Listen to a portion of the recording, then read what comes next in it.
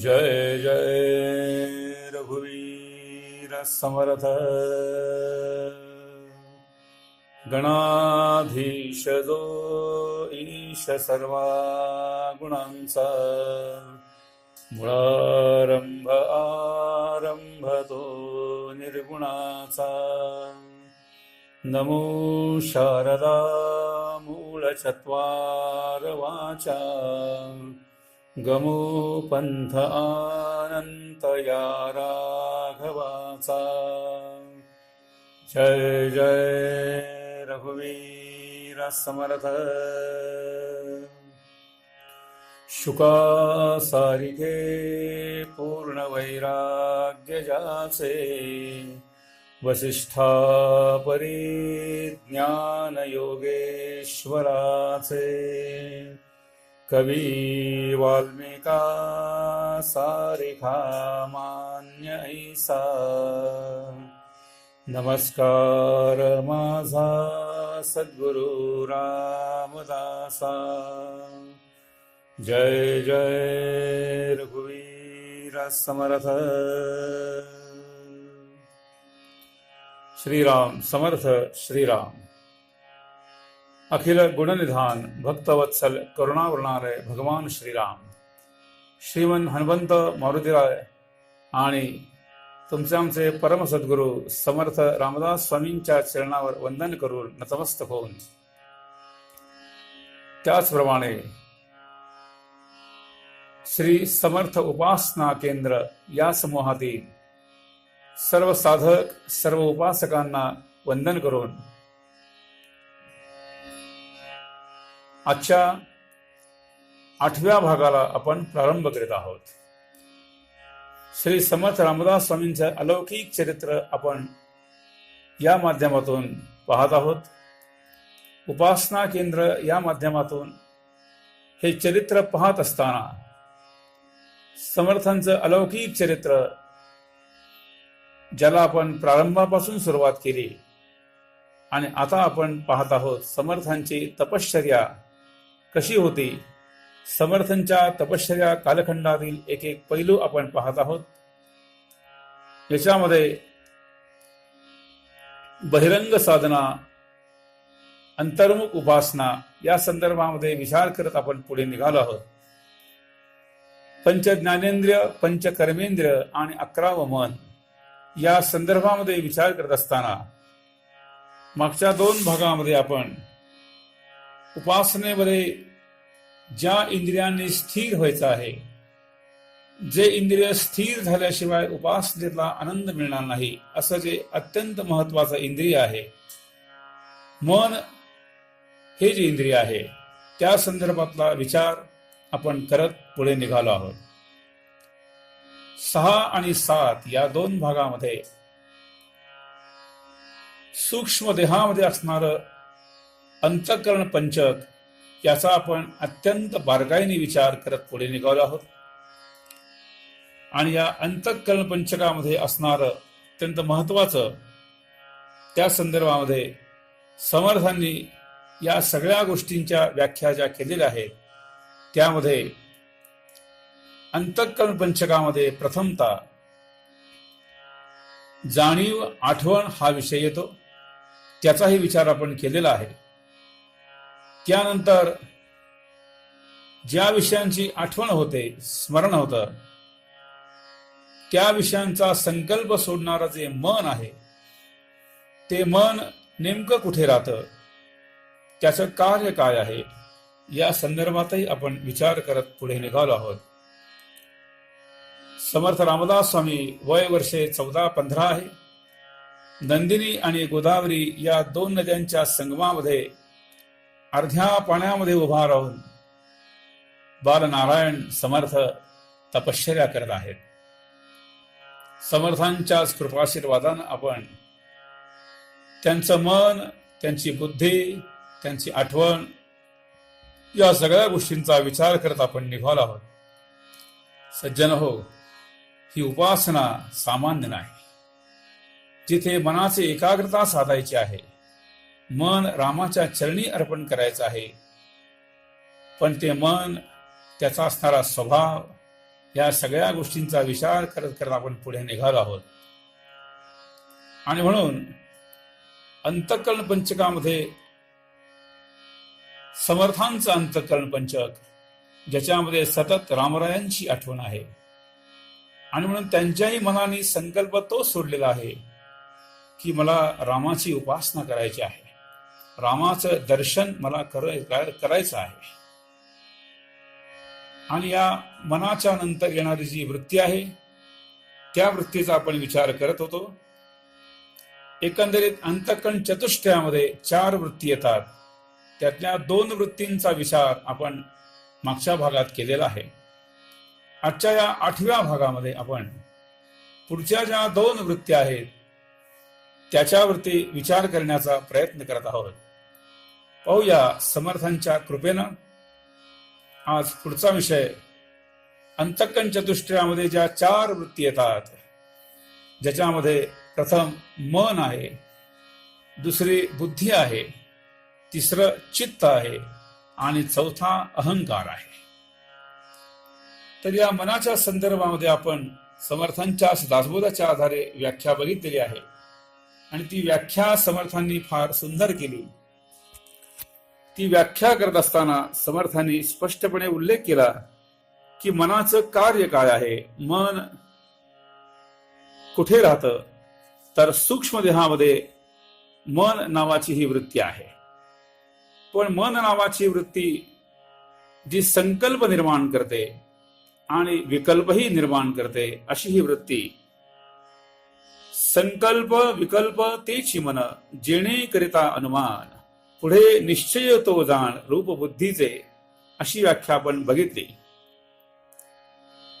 ज्या गोष्टींची आठवण होते, स्मरण होते, इथे समर्थांना आठवण भगवान रामचंद्रांची आहे, त्यांच्या दर्शनाची ओढ आहे, कृपेची ओढ आहे. आणि म्हणून त्यांच्याही मनाने संकल्प तोच सोडला की बस आजपासून रामनाम जप 12 पर्यंत गायत्री ही करीन मुखाने तोषवीन भगवंत. मनाने संकल्प सोडला आणि त्याप्रमाणे समर्थांची साधना सुरू झाली. पण सज्जन हो, या अंतःकरण चतुष्टयामध्ये पुढची जी वृत्ती निर्माण होते, नुसता संकल्प सोडून चालत नाही, तर पुढे विकल्प निर्माण होण्याच्या अगोदर पुढची जी वृत्ती आहे ती निर्माण होते, आणि ती म्हणजे बुद्धी. या बुद्धीचा विषय आपण विचार करत होतो. मग या बुद्धीचं काम काय आहे, तर ज्या गोष्टींचा संकल्प सोडलेला आहे त्या संकल्पाचा निश्चय करणे हे बुद्धीचं काम आहे. म्हणून निश्चयात्मिका बुद्धी असं म्हटलेलं आहे. समर्थांच्या मनाने संकल्प सोडल्यानंतर राम उपासनेचा बुद्धीनेही निश्चय केला की मी रामाचीच उपासना करेन. यावर आपण मागच्या भागात विचार केलेला आहे. आज त्याच्या आपण पुढे जात आहोत. मनाने संकल्प सोडल्यानंतर बुद्धीने निश्चय केला, आणि बुद्धी जेव्हा निश्चय करते तेव्हा त्याच्या पुढे एक वृत्ती निर्माण होते, आणि मग हे कार्य बरोबर पूर्ण होते. पुढे कोणती वृत्ती निर्माण होते बुद्धीच्या नंतर, त्याची जी व्याख्या आहे ती व्याख्या समर्थ या ठिकाणी करतात. जे वस्तूचा निश्चय केला, पुढे तेची चिंतो लागला, ते चित्त बोलिल्या बोला यथार्थ मानावे श्रीराम. ज्या वस्तूचा निश्चय केलेला आहे, म्हणजेच ज्याचा संकल्प सोडलेला आहे. संकल्प समर्थांचा काय आहे, तर रामाची उपासना, अखंड रामाची उपासना. तुमचा आमचा संकल्प हा विषयामधला असतो, त्याचाही विचार आपण करणार आहोत. समर्थांच्या मनाने संकल्प सोडला, बुद्धीने निश्चय केला की बस रामाचीच उपासना करणार आहे, आणि त्यानंतर बुद्धीने निश्चय केल्यानंतर पुढे वृत्ती निर्माण होते. त्या वृत्तीचं नाव आहे चित्त. परमार्थामध्ये, व्यवहारामध्ये, जास्त करून परमार्थामध्ये या चित्त नावाच्या वृत्तीचं फार मोठं महत्व वर्णन केलेलं आहे. सज्जन हो, पाहूया या चित्ताचं काम काय आहे. समर्थ या ठिकाणी स्पष्टपणे सांगतात, पुढे तेची चिंतू लागला. पुढे म्हणजे केव्हा? संकल्प सोडल्यानंतर, बुद्धीने निश्चय केल्यानंतर त्याच गोष्टीचं सतत सतत सतत चिंतन करणे हे चित्ताचं काम आहे. चित्त दुसरा कोणताही विषय चिंतन करत नाही. ज्याचा संकल्प सोडलेला आहे, ज्याच्यावर बुद्धीने शिक्का मारलेला आहे आणि त्याचंच चिंतन फक्त चित्त करतं, बाकी कोणतंही चिंतन चित्त करत नाही. एक गोष्ट लक्षात आली असेल, आणि ती म्हणजे चित्त या वृत्तीचं काम आहे चिंतन करणे. म्हणून आज आपण या भागामध्ये, कदाचित पुढच्याही भागापर्यंत, या चित्त नावाच्या वृत्तीचा आपण समर्थांच्या भाषेत विचार करणार आहोत. समर्थ फार छान वर्णन करतात. चिंतन करणं हे चित्ताचं काम आहे, आणि म्हणून त्याच ठिकाणी त्याला चित्त असं म्हणावं, यथार्थ मानावे. श्रोत्याने हे यथार्थ समजून घ्या, असं समर्थांचं मत आहे. आणि मग त्याच्या पुढे हे चित्त जे आहे ते कसं काम करतं हे मोठं बघण्यासारखं आहे. सज्जन हो, चिंतन करत असताना या चित्तामध्ये कितीतरी प्रकारचं चिंतन हे चित्त करतं असं आपण म्हणतो. पण ज्या विषयांचा संकल्प सुटलेला आहे त्याचंच ते चिंतन करतं.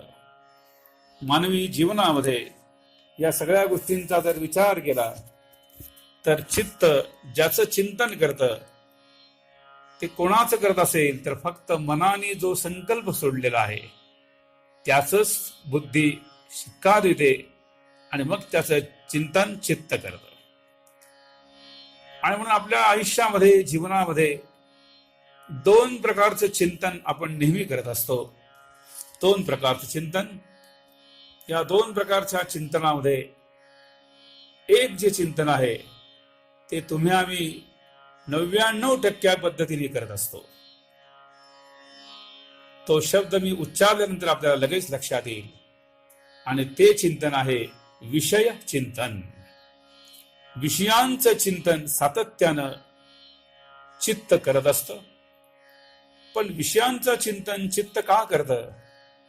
तर जे मन आहे त्या मनाने संकल्प जो सोडलेला आहे तोच विषयांचा सोडलेला आहे. त्याच्यावर बुद्धीनेही तोच निश्चय केलेला आहे, आणि म्हणून चिंतन सुद्धा चित्त त्या विषयांचंच करतं. अखंड विषयांचं चिंतन करणार हे चित्त काय आहे पाहूया आपण. विषय किती आहेत आणि विषयांचं स्वरूप काय आहे हा सुद्धा विषय या ठिकाणी आपण बघूया.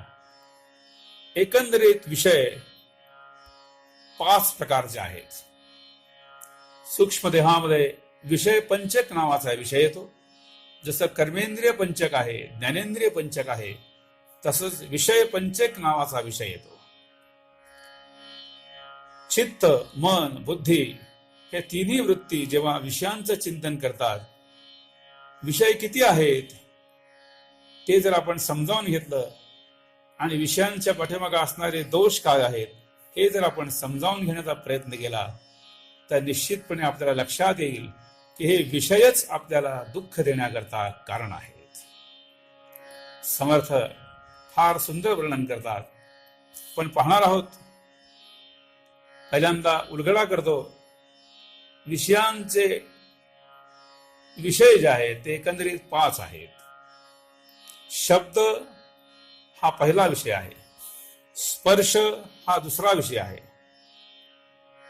रूप हा तिसरा विषय आहे, रस हा चौथा विषय आहे, आणि गंध हा 5वा विषय आहे. शब्द, स्पर्श, रूप, रस आणि गंध या 5 विषयांचा आस्वाद मन, बुद्धी आणि चित्त घेत असतं. पण शेवटपर्यंत त्याला कळत नाही की या 5 विषयांच्या मध्ये दुःखाशिवाय काहीही नाही. फक्त दुःखाचीच प्राप्ती तिथे आहे, आनंदाची, सुखाची प्राप्ती तिथे नाही. म्हणून आमच्या समर्थांच्या दासबोधामध्ये एक ओवी मला या ठिकाणी स्मरण करून देतात समर्थ. फार सुंदर ओवी समर्थांनी गाई. समर्थ त्या ओळीमध्ये असं म्हणाले. आपण पाहूया विषय चिंतनातून काय काय तोटे होतात. समर्थांची जी मांडणी आहे ती मांडणी मोठी बघण्यासारखी आहे. ग्रंथराज दासबोधामध्ये दशक 3 समास 10, ज्याचं नाव आहे वैराग्य निरूपण, ज्याच्यामध्ये समर्थांनी 2 प्रकारची मांडणी केली. दासबोधामध्ये पहिल्या ओव्यामध्ये समर्थांनी सुंदर मांडणी करताना समर्थ म्हणाले की ज्याला असं वाटतं आहे की मला दुःख व्हावं त्याने कोणती साधना करावी. त्या संदर्भात समर्थ म्हणाले, जयास वाटे सीण व्हावा, तेणे विषयो चिंतित जावा, विषयो न मिळता जीवा, तगबग सुटे श्रीराम.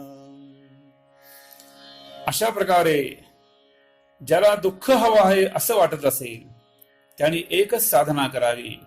साधना हा शब्द इथे योग्य नाही, पण समर्थांची भाषा, त्याने फक्त विषयांचंच चिंतन करावं. असं म्हटल्यानंतर शिष्याने प्रश्न विचारला की महाराज, विषय चिंतनाला जर दुःखच प्राप्त होणार असेल तर मग ते त्या कशासाठी करायचं. आणि मग समर्थ पुढची ओवी सांगतात, ती पण आपण ऐकूया. काय म्हणतात समर्थ. जय जय रघुवीर समर्थ. जय जय रघुवीर समर्थ. तर सज्जन हो, आपण पाहत आहोत समर्थांच्या ग्रंथराज दासबोधाच्या दशक 3 समास 10 वैराग्य निरूपण या समासाच्या आधारे जर मनुष्य विषयांचं चिंतन करत राहिला, मनुष्याचं अंतरंग चतुष्टयामध्ये असणारं मन, बुद्धी, चित्ताचं काम चिंतन करणे आहे. ते मन जर विषयांचं चिंतन करत राहिलं तर काय होतं, ही समर्थांनी फार सुंदर मांडणी केली की जयास वाटे सीण व्हावा, तेणे विषयो चिंतित जावा, विषयो न मिळता जीवा, तगबग सुटे. सतत सतत मन जर विषयांचं चिंतन करत राहिलं तर त्या विषयांचा फायदा होणार आहे का. विषय चिंतनानं अंतिम क्षणी दुःखच प्राप्त होणार. म्हणून समर्थ पुढच्या ओळीमध्ये वर्णन करतात की अरे, मनाला सवय लावा, संस्कार करा. विषयांचा उपभोग घेऊन दुःखाचीच प्राप्ती होणार आहे हे मनाला समजावून सांगा. आणि म्हणून समर्थ पुढच्या ओळीत फार सुंदर संदेश देतात, आणि तो म्हणजे की माझा श्रीराम, रामाचं चरित्र, रामाचं गुणगान, त्या रामाच्या चरित्राचं गुणगान जर आपण तुम्ही करत राहिला, तच्चिंतनम तत्कथनम अन्योन्यम तत्प्रबोधनम, सतत मनाने रामाच्या चरणांचा संकल्प सोडला, बुद्धीनेही निश्चय केला, चित्ताने जर रामाच्या चरणांचं चिंतन केलं तर खरोखर शाश्वत सुखाची प्राप्ती होईल, आनंदाची प्राप्ती होईल. अशा माझ्या रामचंद्रांच्या चरणाचं चिंतन सोडून जर मन, चित्त, बुद्धी विषयांचं चिंतन करत असेल तर समर्थ फार सुंदर संदेश देतात आणि प्रश्नही विचारतात. सांडोनी राम आनंद घन, ज्याचे मनी विषय चिंतन, त्यासी कैचे समाधान, लोलंगतासे श्रीराम.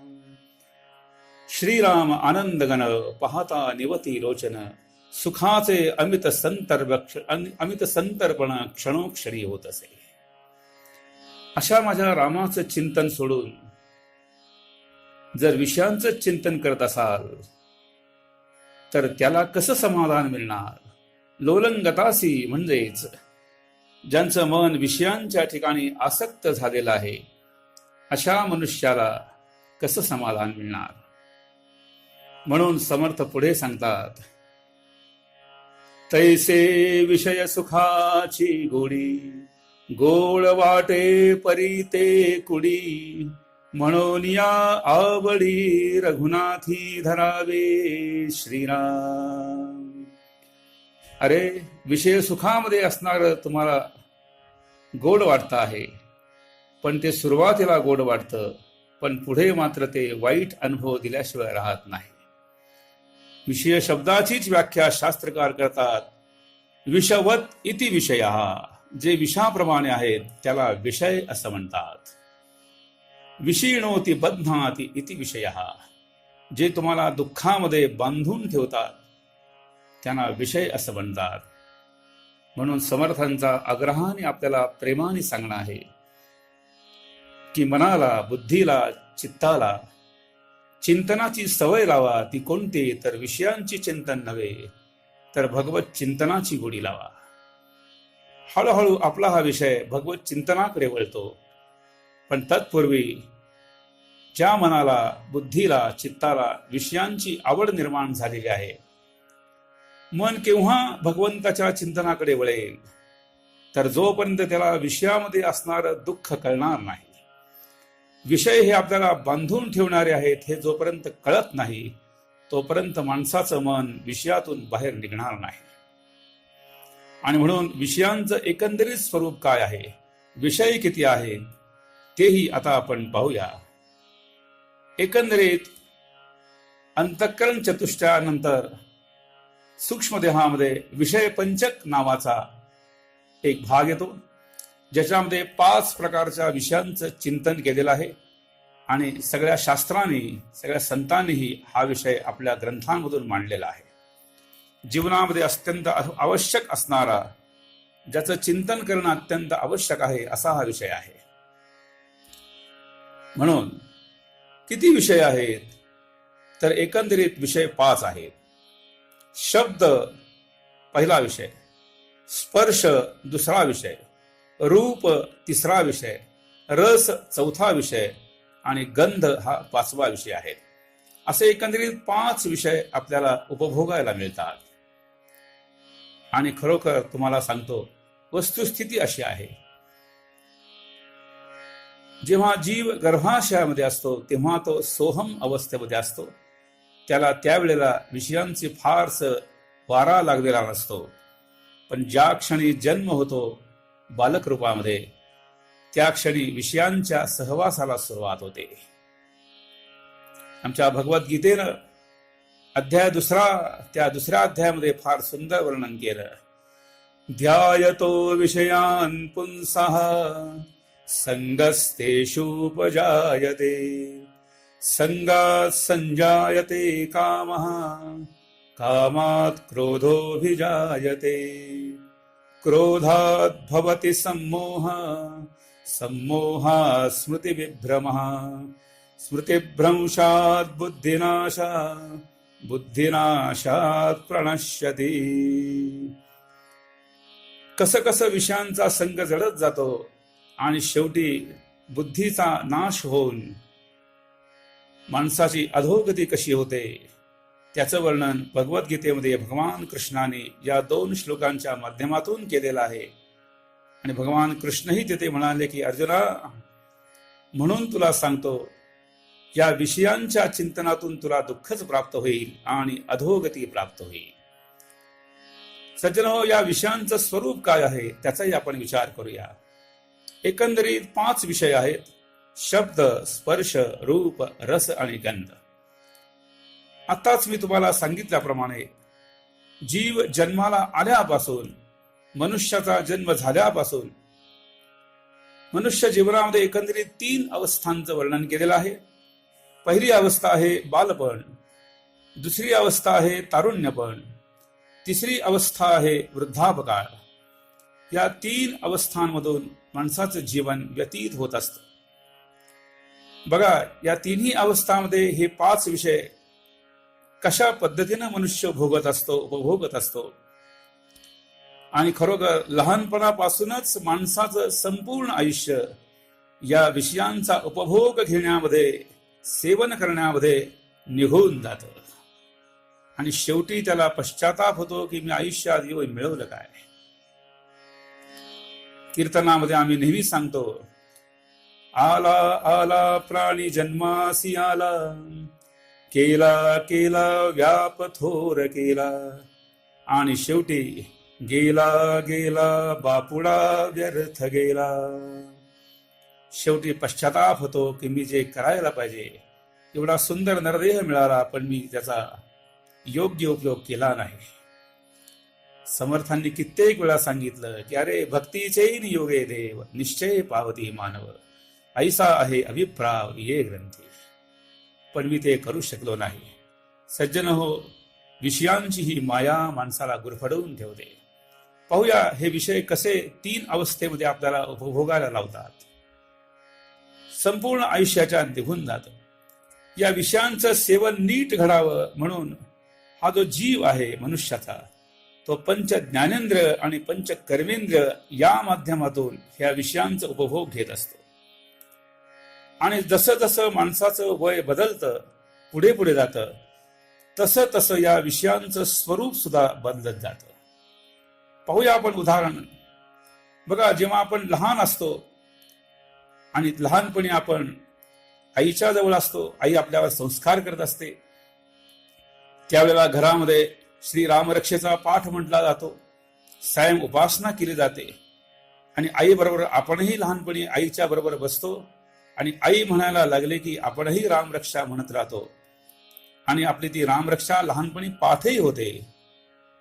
पण हळूहळू जेव्हा मनुष्य मोठा होतो, तारुण्यामध्ये प्रवेश करतो, त्यावेळेला रामरक्षा पठन करणं तो विसरून जातो.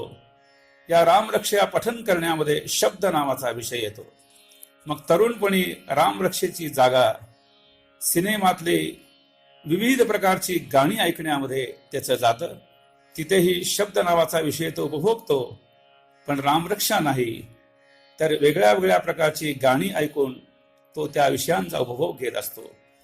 या दोन्ही ठिकाणी शब्द नावाचा विषयांचा आविष्कार आहे. त्यानंतर पुढचा विषय येतो स्पर्श.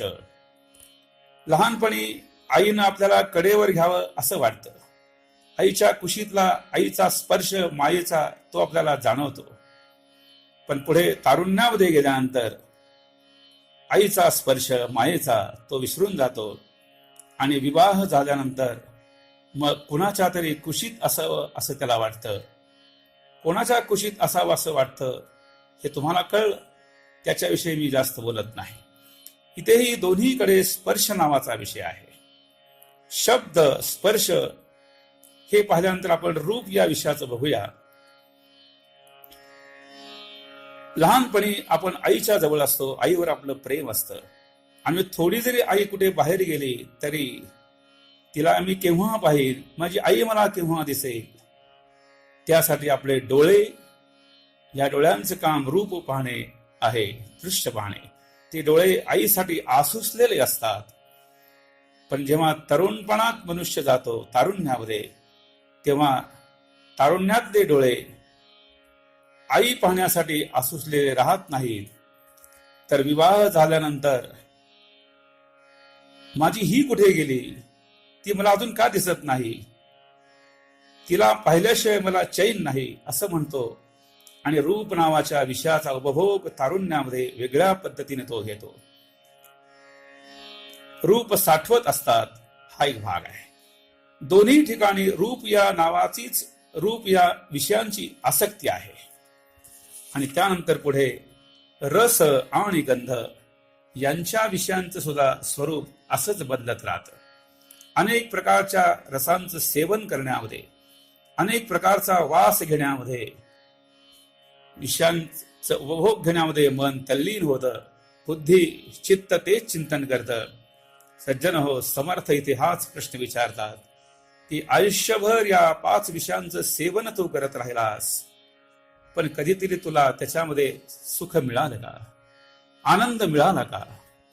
एवढा विषय सेवन करत राहिलं मन, बुद्धी, चित्त, पण कधीतरी त्याच्यामधून तुला तृप्ती मिळाली का? कधीतरी मन शांत झालं का? आमच्या भगवद्गीतेत भगवान कृष्ण अर्जुनाला म्हणतात की अर्जुना, अशांतस्य कुतः सुखम. जोपर्यंत मनुष्याचं मन अशांत आहे, मनामध्ये विषय चिंतन आहे, तोपर्यंत त्याचं मन शांत होणार नाही, बुद्धीही शांत होणार नाही, चित्तही शांत होणार नाही. म्हणून हे अर्जुना लक्षात ठेव, या विषयांच्या चिंतनातून तुला दुःखच प्राप्त होणार आहे. समर्थही तेच सांगतात. आणि म्हणून आज आपण आजच्या भागामध्ये चित्ताचा चिंतन हा विषय पाहत असताना, चित्त जर विषयांचं चिंतन करत राहिलं तर दुःखाचीच प्राप्ती आहे. आणि मग याच्या पुढे या विषयांमधून बाहेर काढून त्या चित्ताला, त्या मनाला, त्या बुद्धीला समर्थ रामचिंतनाकडे वळवतात. तोही विषय आपण पाहणार आहोत. तत्पूर्वी विषयांच्या बाबतीत दोषदृष्टी असावी असं जे शंकराचार्य म्हणतात, मग या विषयात कोणते दोष आहेत तेही पाहूया पुढच्या भागामध्ये. आज आपण इथेच थांबूया. आजची सेवा समर्थांच्या चरणी अर्पण करतो आणि तुम्हा सर्वांना समर्थांनाही वंदन करतो. त्यांच्याच कृपेनं झालेलं हे चिंतन मी त्यांच्या चरणी समर्पित करतो. मी सुरेश बुवा सुन्ना रामदासी समर्थांच्या कृपाशीर्वादानं सज्जनगडावरून आपल्याशी संवाद साधला. त्यांच्या चरणी समर्पित करून थांबतो. जय जय रघुवीर समर्थ. श्रीराम समर्थ. श्रीराम.